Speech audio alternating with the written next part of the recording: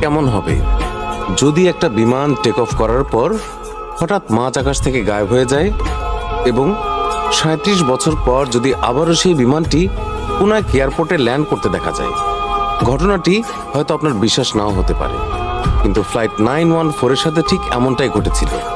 এটি কোনো সাধারণ ঘটনা নয়, বরং এমন একটা ঘটনা যা সমগ্র বিশ্বকে হতবাক করেছিল।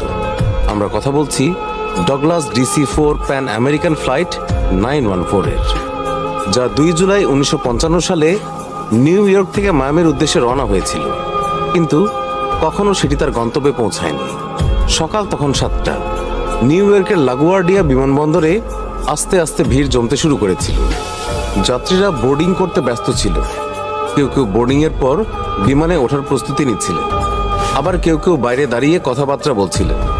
ফ্লাইটটিতে মোট 57 জন যাত্রী এবং 4 জন ক্রু সদস্য ছিলেন এবং সবকিছু স্বাভাবিক ছিল। বিমানটি ক্যাপ্টেন CG টেইলর চালাবেন এবং তিনি তার আসনে বসে সবকিছু পরীক্ষা করছিলেন। এটি একটি সংক্ষিপ্ত এবং স্বাভাবিক ফ্লাইট ছিল, যার গন্তব্য ছিল ফ্লোরিডার মায়ামি, আর সেটি মাত্র 3 ঘন্টার মধ্যে সেখানে পৌঁছানোর কথা ছিল। আবহাওয়া পরিষ্কার ছিল, বিমানে কোথাও কোনো সমস্যা ছিল না এবং সবকিছু নিয়ন্ত্রণে ছিল। ফ্লাইটটি সকাল ঠিক 9:55 উড্ডয়ন করে এবং কয়েক মিনিটের মধ্যেই এটি নিউ ইয়র্কের উঁচু ভবনগুলোকে পেছনে ফেলে আটলান্টিক মহাসাগরের উপরে পৌঁছে যায়। যাত্রীদের মুখে প্রশান্তি ছিল।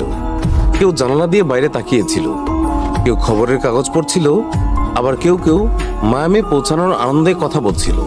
কিন্তু কেউই জানতো না যে পরবর্তী কয়েক মিনিটের মধ্যে তাদের জীবন চিরতরে বদলে যেতে চলেছে।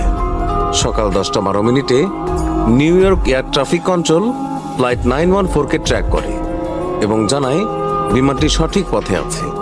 সবকিছু অন্যান্য দিনের মতোই স্বাভাবিকভাবে চলছিল, কিন্তু 10:15 হঠাৎ অদ্ভুত কিছু ঘটে, কারণ রাডার স্ক্রিনে ফ্লাইট 914-কে দেখা যাচ্ছিল না। ফ্লাইট 914 হঠাৎ করে অদৃশ্য হয়ে গিয়েছিল। চোখের পলকেই যেন বিমানটি বাতাসে মিলিয়ে গিয়েছিল। বিষয়টি দেখে এয়ার ট্রাফিক কন্ট্রোলের কর্মকর্তারা অবাক হয়ে যান। তারা তৎক্ষণাৎ বিমানের সাথে যোগাযোগ করার চেষ্টা করেন। ফ্লাইট 914, আপনি কি আমাদের কথা শুনতে পাচ্ছেন? কিন্তু কোনো উত্তর এলো না। তারা আবারও বলেন, ফ্লাইট 914, দয়া করে উত্তর দিন। কিন্তু আবার কোনো উত্তর পাওয়া যায় না। এরপর তারা লাগাতার চেষ্টা করতে থাকেন, কিন্তু ফ্লাইট 914 থেকে কোনো উত্তরই পাওয়া যায়নি।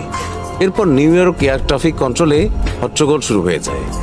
এয়ার ট্রাফিক কন্ট্রোলের কর্মকর্তারা ভেবেছিলেন হয়তো কোনো কারিগরি ত্রুটি হবে, কিন্তু যখন তারা অন্যান্য ফ্লাইটগুলোকে ট্র্যাক করে তখন সব কিছু স্বাভাবিক ছিল।